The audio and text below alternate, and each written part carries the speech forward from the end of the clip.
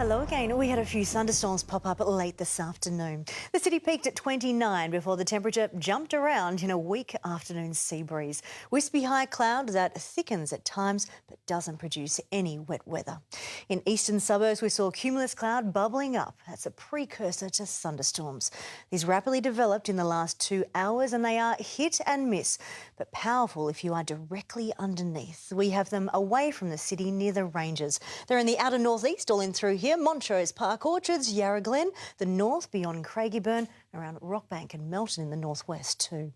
After fog shrouded Mount Dandenong this morning, it reached 30 or the low 30s in the north and east. Viewbank was the highest with 35. A northeasterly wind is onshore in the west. That keeps it a touch cooler.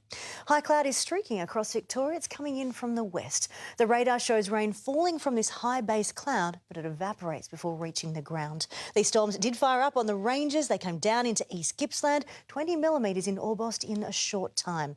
There are more thunderstorms along a trough that's running up through here near Deniliquin through to Bendigo and popping up in the northeast of the state too. High pressure to our east brings us warmer weather as well as moist onshore winds for the east coast. 29 was the top in Melbourne, only 23 in Sydney today. A cold front will be racing across the Bight tomorrow. That arrives here on Thursday. A trough to our north brings those hit-and-miss storms to the eastern states. The remains of Cyclone Lincoln should reform off the northwest coast later this week and then bring significant rain to these parts of the west over the weekend. In Victoria, we are hot tomorrow and then again on Thursday. Thursday has the gusty winds and increased fire danger.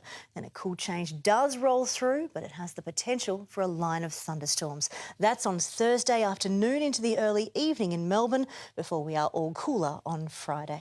Around the nation tomorrow, mild for Sydney, showers and thunderstorms. Hobart soars to 30, then mid-30s on Thursday. Adelaide hot and sunny tomorrow before an afternoon cool change.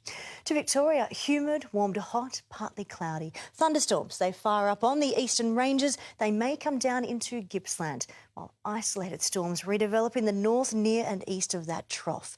We have light to moderate northerly winds and local afternoon sea breezes.